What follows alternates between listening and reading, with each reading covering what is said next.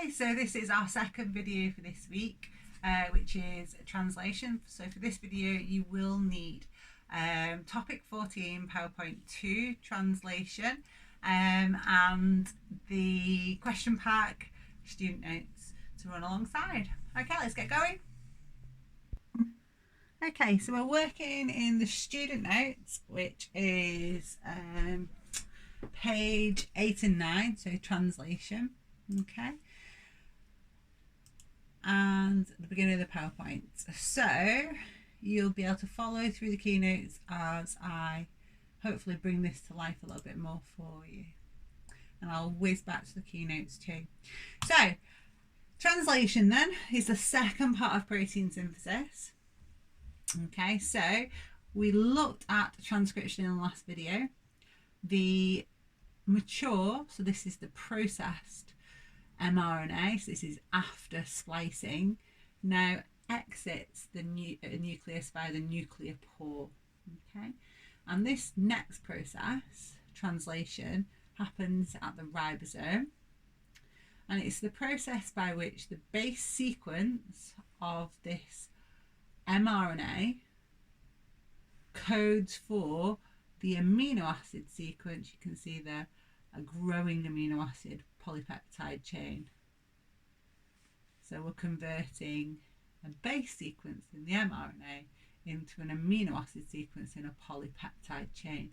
And because that means we're kind of changing the language from a base sequence to an amino acid sequence, we call this process translation. Okay, so into keynotes first of all. Okay, so translation is the production of polypeptides from sequences of codons. This is a new key term.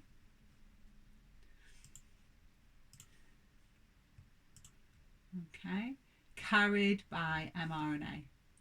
It happens in the cytoplasm. Now that means it's happening on the ribosome. If the ribosome is attached to the rough endoplasmic reticulum, this process is still happening on the outside of the rough endoplasmic reticulum, so it's still in the cytoplasm. The messenger RNA leaves the nucleus via the nuclear pore. So as we said, this has already had its introns removed by the process of splicing. It comes out of the nucleus via the pores and passes to the cytoplasm. So the first mark point you usually get is for stating that the mRNA attaches to the ribosome. But on the new spec, you might have to add some additional detail here on your keynotes.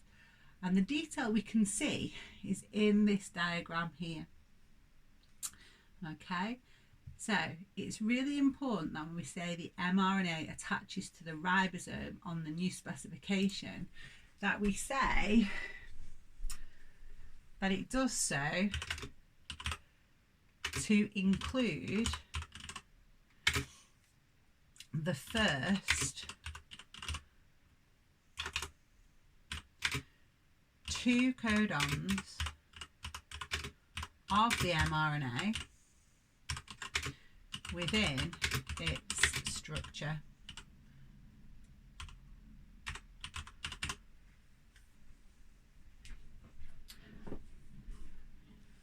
So I'm going to add that in there.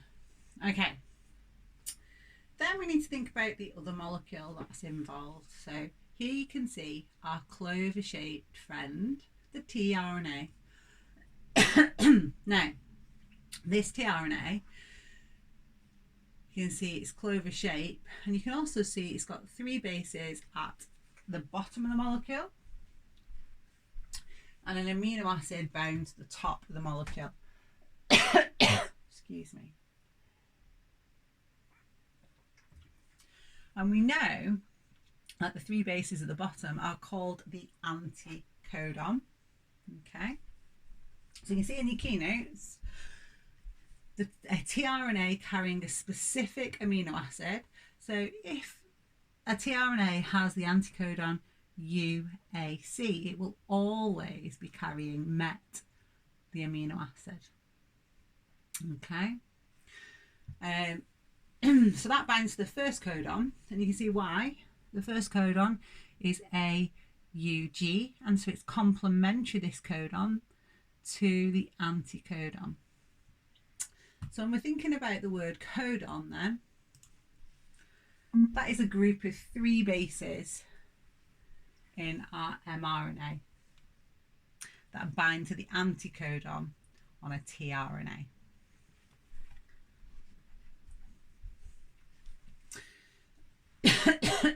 Now, on the new specification, there is this additional mark point. Now, you're not going to find this in all mark schemes, and you're definitely not going to see it in all revision guides.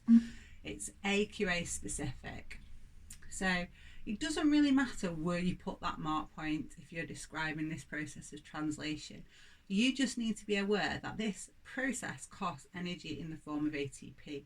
And the reason for this is, before this tRNA can join via its anticodon to the first codon on the mRNA, it had to be activated. And when we say activated, ATP is hydrolyzed, releasing energy, and a phosphate, which phosphorylates the phosphorylates the tRNA and provides the energy to join the amino acid to the top of the tRNA. So ATP is required for protein synthesis, for the action of joining the amino acids to the tRNAs and to activate the tRNA, so phosphorylate them so that they can carry out this process. Okay, so let's have a look at what's happening a little bit further downstream on the mRNA molecule. Okay, just making sure you can see that this is our ribosome here. You can see that the ribosome is attached to the mRNA, so to include the first 2 codons. The first tRNA joins to the first codon by its complementary anticodon, and then a second tRNA carrying a specific amino acid binds to the second codon. So you can see it's carrying a different amino acid, and that's because it's got a different anticodon. Okay, UAU. So then it's carrying TYR, so that's an abbreviation for that amino acid type. Okay, so now these are nice and close together. There are enzymes within the structure of the ribosome which can join these amino acids, just like we've seen in our first topic, in our proteins topic. So on this side of this amino acid, we would have our group sticking out at the side, and this one another group sticking out. Okay, and we know from our amino acid structure, this would be our carboxylic acid group on this side of this amino acid. Don't undo the formatting. And the amino group on this amino acid here, they would join by condensation reaction. You get a peptide bond formed there, and you can see that's happened in the diagram below. Okay, so now the ribosome moves along one. So it moves along the mRNA so that we're now including the next codon within its structure. Okay, that tRNA is lost from the first codon. And a third tRNA carrying a specific amino acid binds at the third codon. So you can see here's our third. Again, different amino acid because it's got a different anticodon. So that's specific to its anticodon. So it binds via complementary base pairing to the codon number 3 in the structure. And again, enzymes join these 2 amino acids by condensation reaction, and we get a peptide bond. Okay, and that process just continues and continues and continues.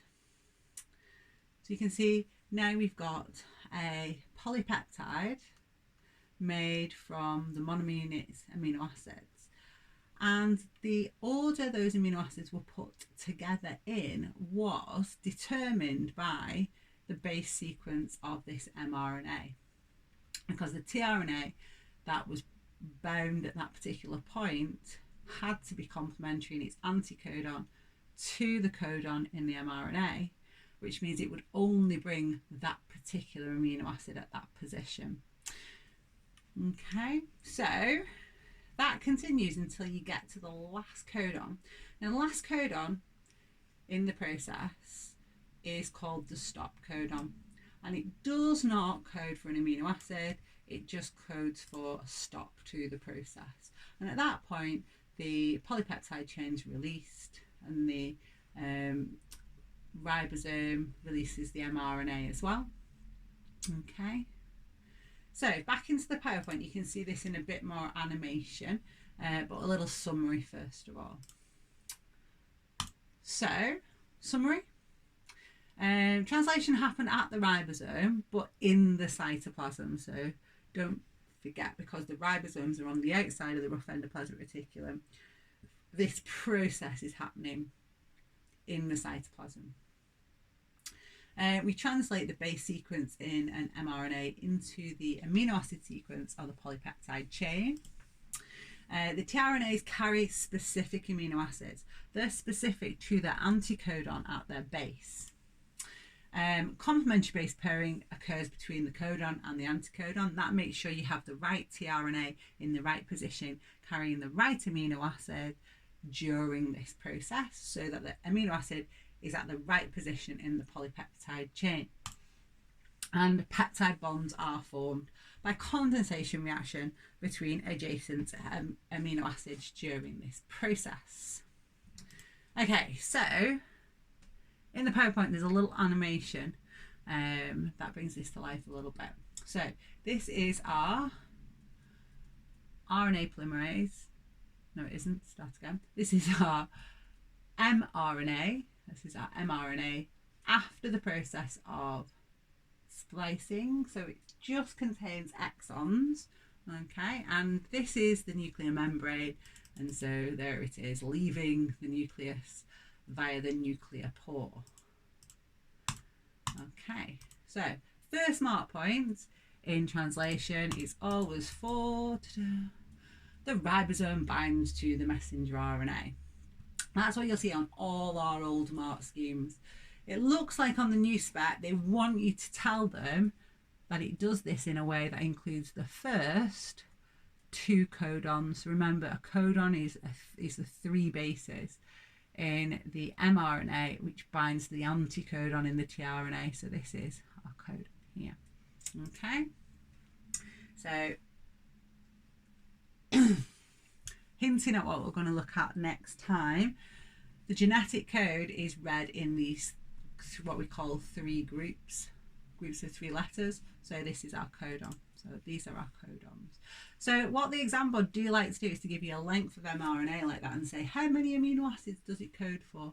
So you can see for every three bases you've got one codon which would code for one amino acid. So what I simply do is go 3 and put a line, 3 and a line, so I can, like in this diagram, sort of divvy up my codons. So it would be 1, 2, 3, 4, 5, 6, 7 amino acids coded for in this length of mRNA. Okay, so first mark point was ribosome binds to the mRNA, so to include the first two codons. Second mark point, tRNA. Now I'm just representing the tRNA as a box rather than a complicated clover shape in this animation. This is the amino acid at the top, and this is its specific anticodon at the base. It's complementary to the first codon. Remember, because tRNA molecules have specific anticodons to each of the 20 amino acids, there has to be at least 20 different types of tRNA. There are in fact 64 different codes, so there's more tRNAs than that, but we'll look at that next in the next video. So the most important thing today is that this is specific to what amino acid is found here. Okay, so the first tRNA binds to the first codon via its complementary anticodon. So there's hydrogen bonds between each of these bases. Then a second tRNA, again with a specific amino acid, binds to the second codon by complementary base pairing. Okay, now at this point you can get your additional mark point for saying that each of these tRNAs have been activated and the using ATP. So they've been phosphorylated with the addition of phosphate from an ATP, and the energy released when the ATP hydrolyzed in that process was used to attach the specific amino acid to the specific tRNA. But you can put that at any point in your description for a mark. Okay, now we've got our two amino acids sat next to each other. Enzymes will catalyse a condensation reaction here between these two amino acids so that we get a peptide bond forming. The tRNA at the first position is now lost,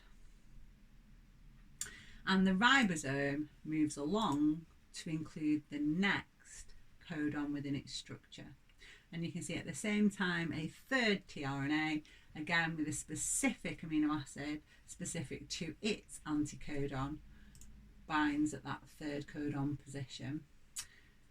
These two amino acids then join by condensation reaction. That tRNA is lost from the second codon, and this process repeats, with the ribosome moving along the mRNA as the polypeptide is formed. Okay, so we get to that end point. Now, and I said at the beginning, how many amino acids did we think this mRNA coded for? We counted up the number of codons. Okay, and the number of codons was 7. So just have a look at this last one. Okay, this last one in the mRNA is the stop codon. So you can see that that doesn't code for an amino acid. And at that point, the polypeptide chain is released. So whenever you're asked that question, how many amino acids does this length of base sequence code for? Remember, count how many sets of 3s you've got, but always take one away for the stop codon. And always tell the examiner the reason why you've done that is because 3 bases in the mRNA make up 1 codon, and each of those 3 bases then codes for 1 amino acid. So you'll take the number of bases and divide it by 3. Okay, and that'll tell you the number of amino acids coded for, with the addition of 1 extra. So you have to take away 1, which would be that final one. There's no amino acid coded for that stop codon. Now, as in your keynotes, this bit is quite difficult to get your head round. Okay, but once you make this mRNA, once you transcribe that molecule and it's in your cytoplasm, it's possible for more than one ribosome to translate that molecule at the same time. Okay, so once this one's got going, then the same molecule could be being translated by a second ribosome as well, particularly when the ribosomes are free in the cytoplasm.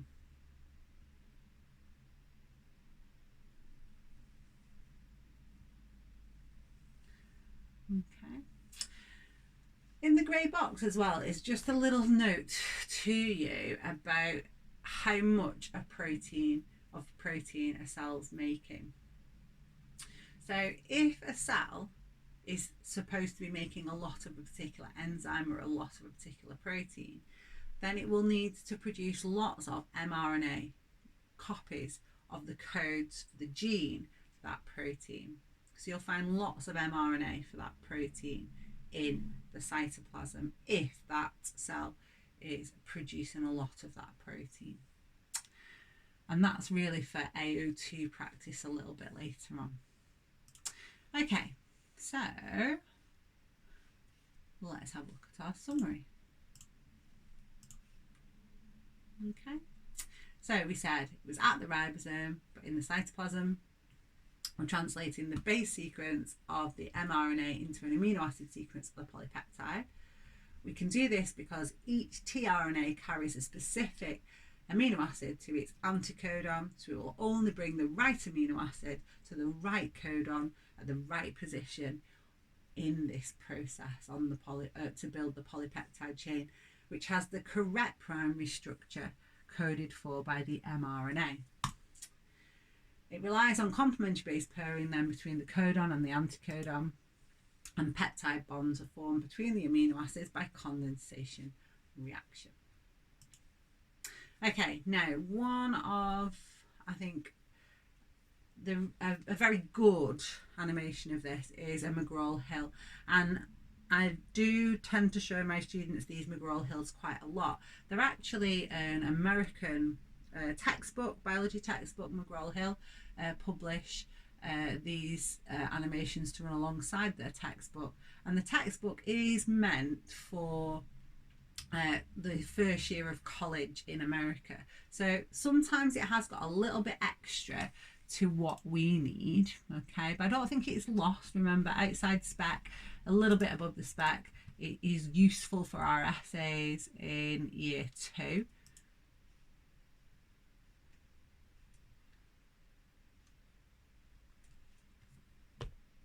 So I was trying to show it to you, but it looks like my internet's not working at the moment. So if you click on the link, the only thing you don't need to know is the names of the regions of the ribosome where the reactions are taking place. But everything else is in line with what I've just reviewed with you.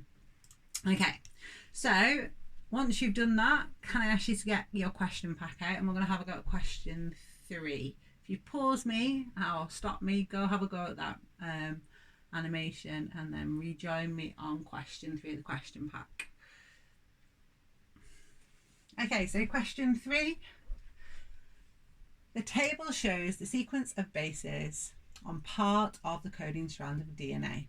So there's the coding strand, okay? So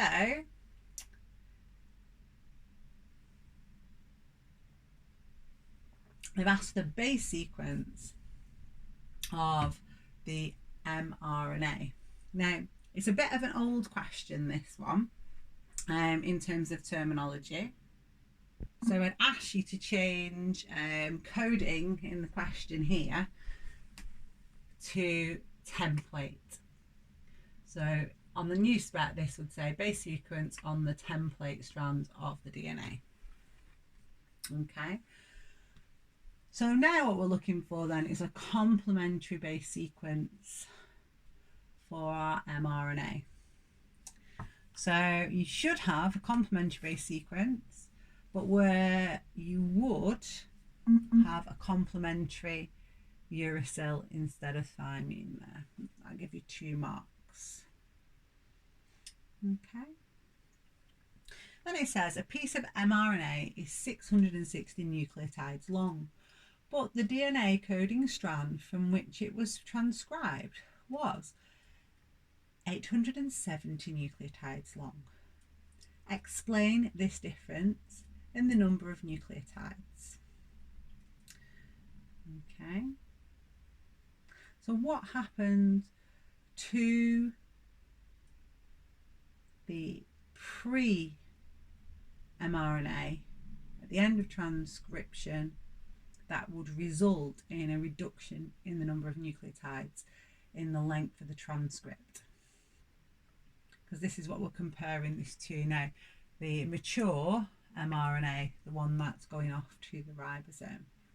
So I'm hoping that you've got this kind of idea.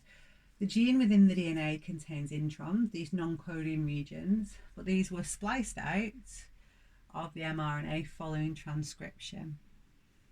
So they've been removed, and that's why it's shorter. They're really keen on this question. They ask it a lot. Okay, what is the maximum number of amino acids in the protein translated from this piece of mRNA? So we know it is 660 nucleotides long.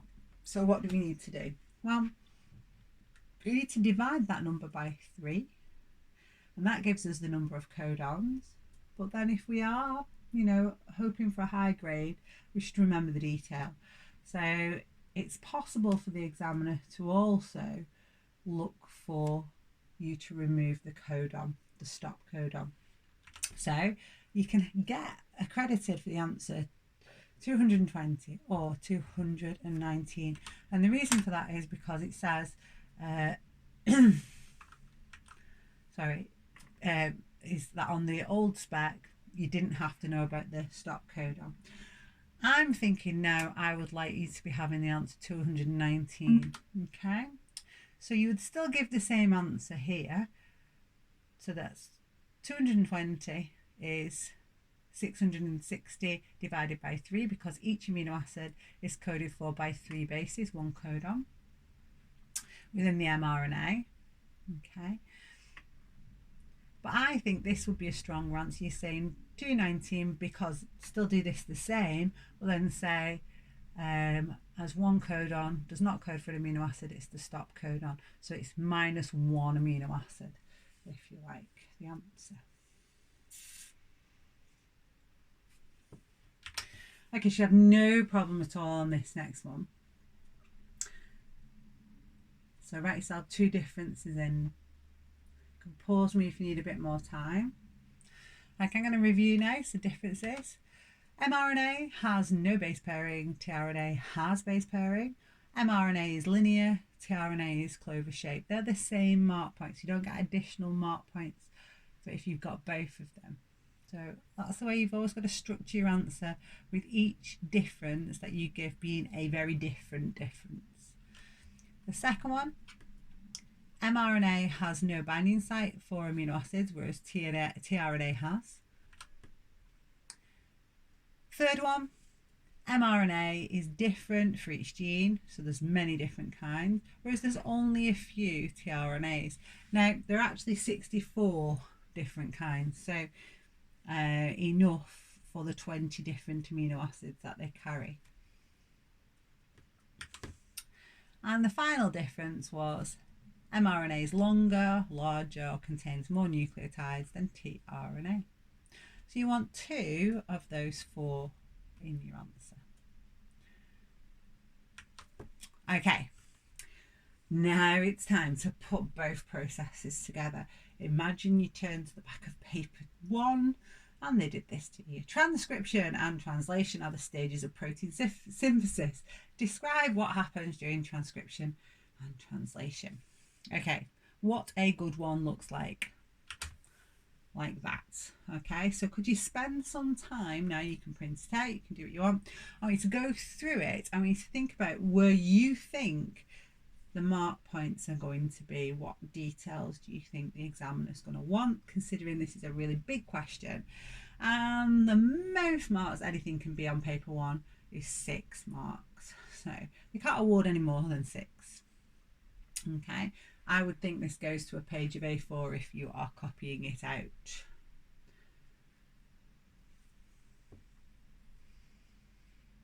Okay, so by now you're rejoining. Hopefully you should have paused, had a go at this task.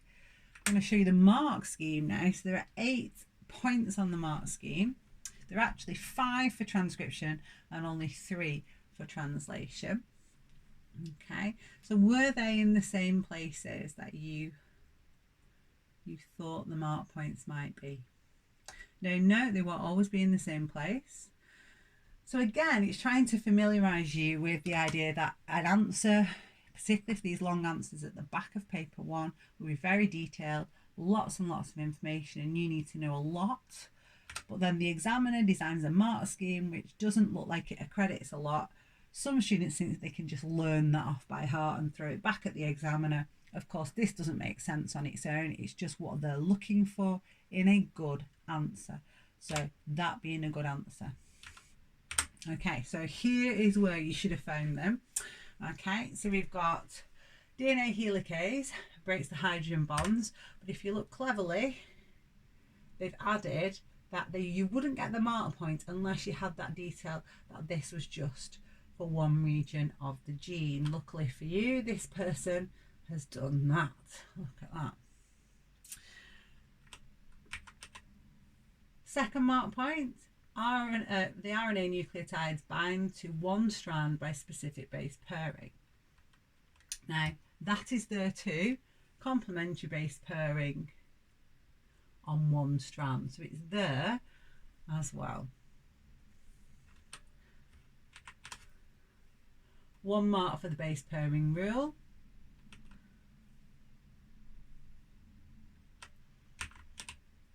One mark point for RNA polymerase joins RNA. Can you see this time you have to have the RNA nucleotides to form mRNA.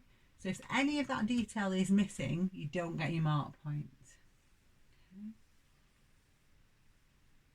RNA polymerase joins adjacent RNA nucleotides together to produce our mRNA. So you can see that they've got all that in there.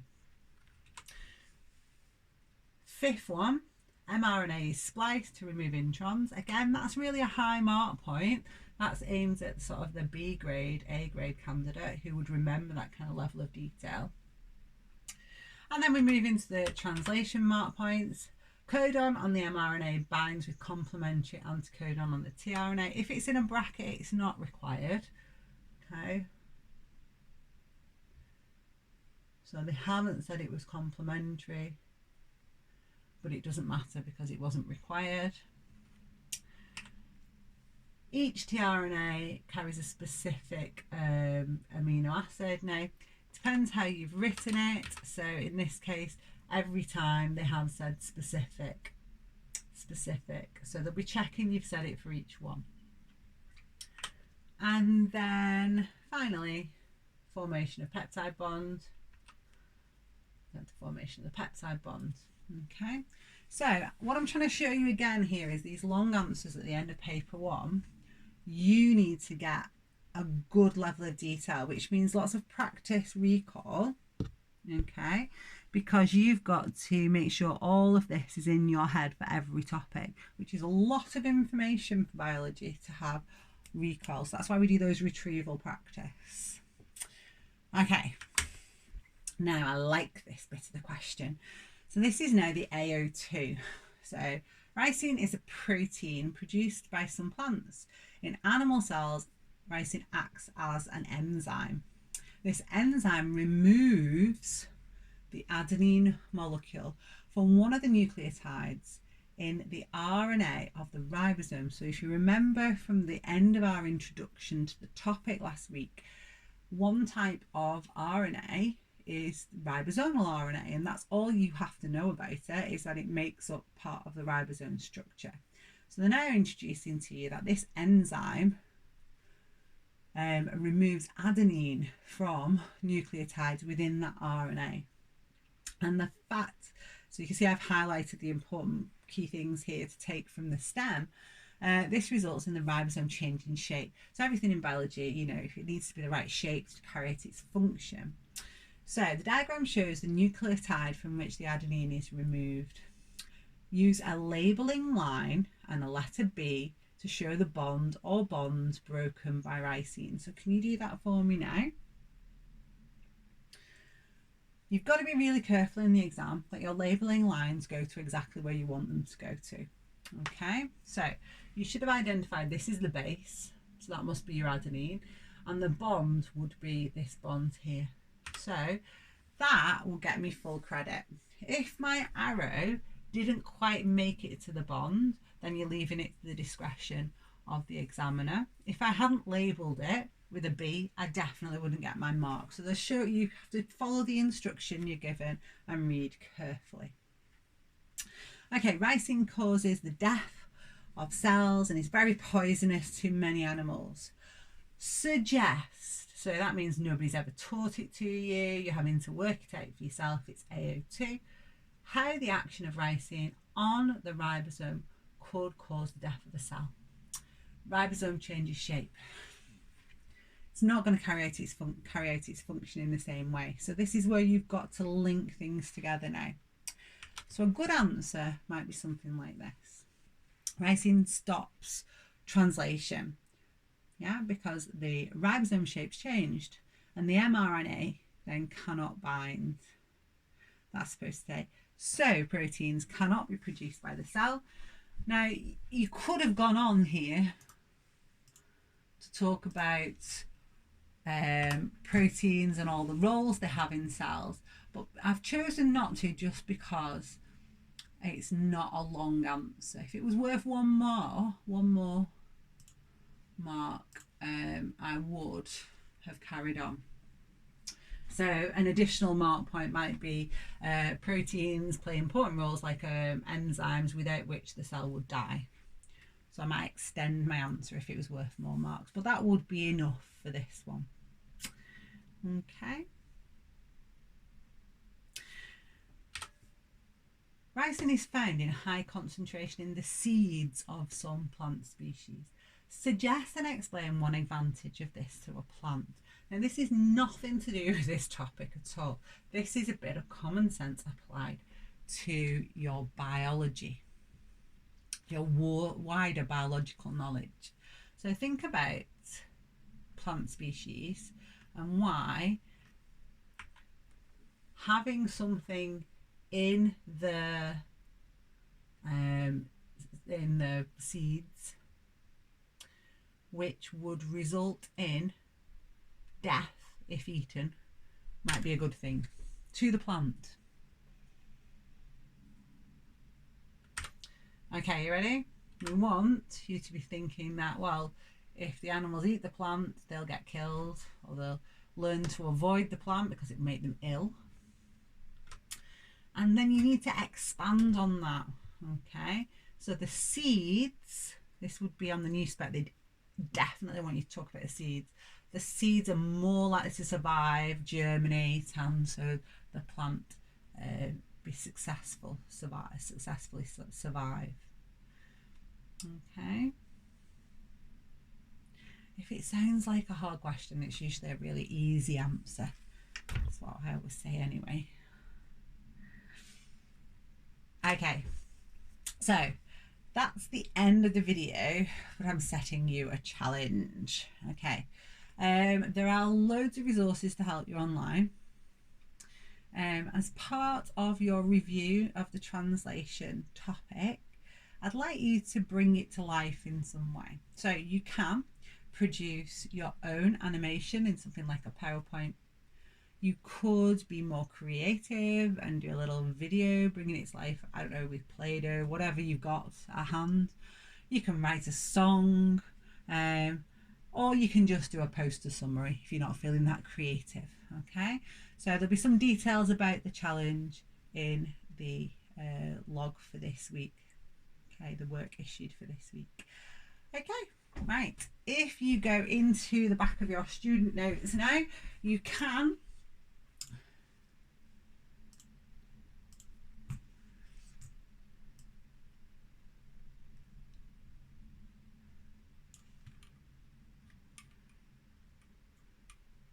answer 7 and 8 as a summary, okay, before you move on to the next video.